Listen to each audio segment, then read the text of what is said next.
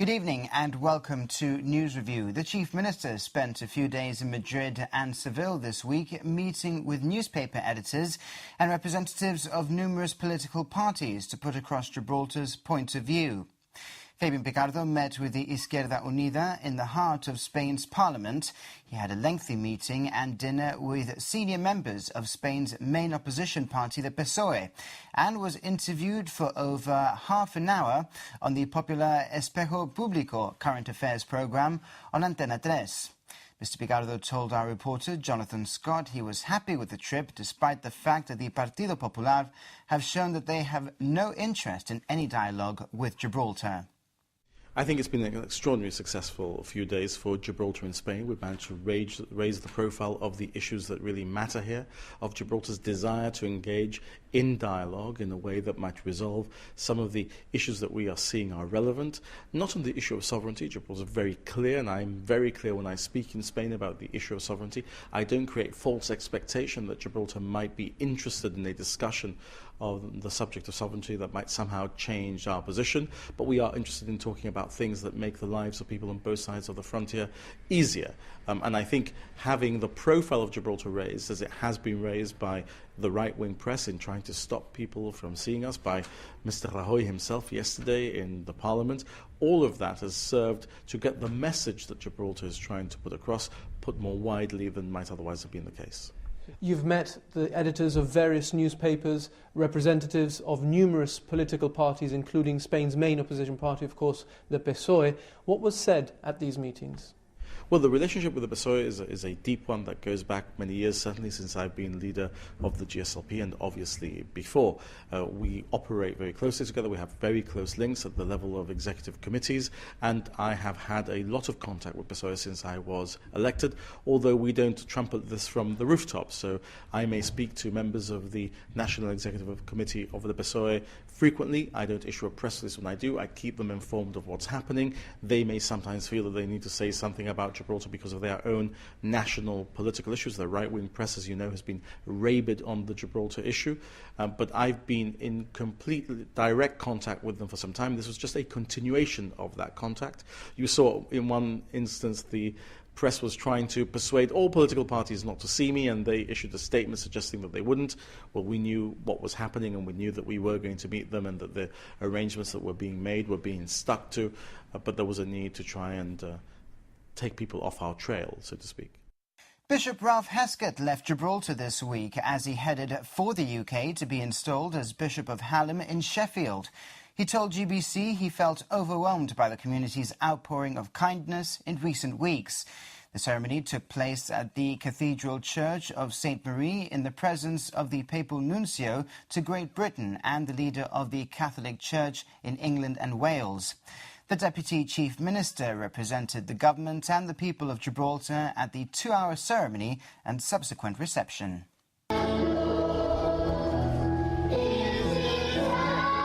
This was Bishop Ralph Heskett just a few weeks ago at the Corpus Christi in full flow. Today, he left Gibraltar feeling somewhat emotional. Well, naturally, I'm feeling very sad about leaving Gibraltar.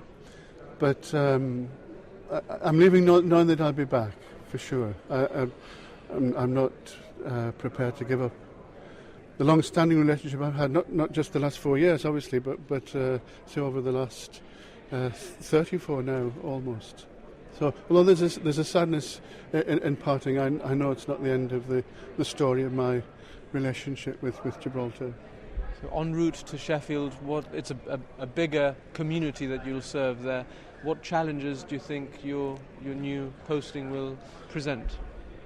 I think probably the biggest challenge immediately would be the pastoral care for the diocese, in the sense that we have largely an ageing population of priests. You know, the priests are generally getting old, and already parishes are being clustered, as they said, 2 or 3 parishes looked after by one parish priest. So I suppose I think that's going to be a challenge, meeting the needs of the diocese with fewer priests, and ensuring that the priests themselves, because they're given greater responsibility, that they don't burn out in the process of serving the people. And there's been, since the announcement that you were on your way, quite an outpouring of emotion from the people of Gibraltar, who I think hold you in very high esteem and are very sad to see you go. So what would your parting words be to the Gibraltar community, and obviously Roman Catholics in particular?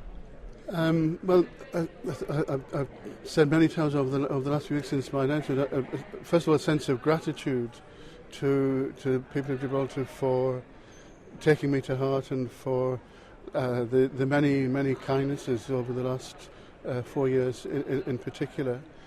And I suppose the message would be, I know, as I mentioned to the radio early on today, that the in-between times are always difficult, and I just encourage people to be patient and say, in God's good time, hopefully you'll receive the good shepherd that you deserve.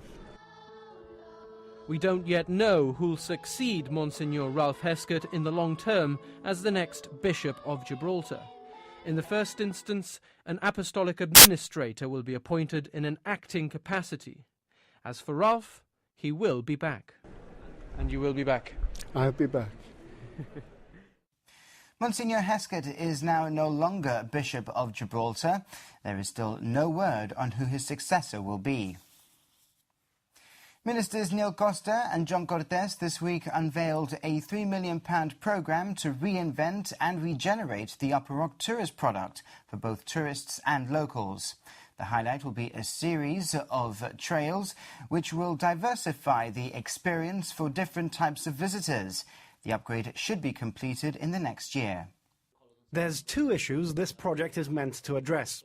With the frontier problems, locals are spending more and more time in Gibraltar, and leisure areas are increasingly in demand. But the Tourist Board is also looking at new products to sell to operators. These new products will sell particularly well with the cruise line companies. When Nikki and I attend meetings at Miami and the UK with the cruise liner companies, one of the questions that keeps cropping up is whether or not we're rolling out any new tourism initiatives. So it's going to be an excellent news story for us to be able to now write to them and subsequently meet with them. Yes, what we're doing is we're providing more for locals who now spend more time in Gibraltar. Maybe they don't go across the border so much, so there'll be more to do on the Upper Rock, more to enjoy. But also we are going to be providing for a greater tourist input, because there'll be more people who will want to come to these extra attractions, which is good for the industry, it's good for the operators and people who take tours. There'll be more people to come. So I think this covers both sides. The upgrade to the nature reserve will introduce pedestrian trails, as well as nature and heritage enhancement, recreation and information facilities.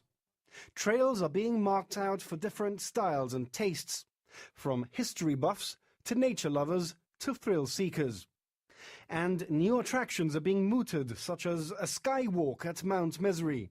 That the average tourist tends to be over 45 and over 50. The fact that we're going to have new exciting thriller trails, the fact that we will be having a sky bridge. When it comes to the tourism product, there will now be new exciting things for people who are, in fact, and if you're over 40 you can do it as well, but people that are under 40 that may be more drawn towards a particular kind of product. If you're more interested in nature, there's one area you can go. More interested in history, you can go through the other. Adventure seeker would obviously go through Mediterranean steps. So we're offering a variety. We're maximising the potential that is there and underutilised in the Upper Rock. When in opposition, the GSLP Liberals always said they'd put the money made from the Upper Rock straight back into the nature reserve itself. The project is over and above the exercises already carried out to spruce up the nature reserve's tourist and recreational areas. It'll cost around £3 million and is expected to be completed in about a year's time. Tensions are mounting between the Ministry of Defence and Unite the Union, although GBC understands both sides are trying to find a way forward in the current dispute over a pay claim. The MOD met with officials this week from the local branch of Unite at the Tower. No statements were made by the parties, although sources told GBC that a number of grievances were aired at the meeting. These include the decision by command to meet the GGCA committee last week, a union which Unite does not recognise as having negotiating rights. GBC understands that Unite wants the MOD to publicly acknowledge it was never their intention to refuse to meet the union's Gibraltar representatives. Also this week, the Deputy Chief Minister, Joseph Garcia, told MEPs in Brussels that they need to be vigilant of Gibraltar's interests in the European Union, given the continuing campaign by Spain to undermine our position. Meanwhile, the new Gibraltar office in Brussels is expected to be open in the next 6 months.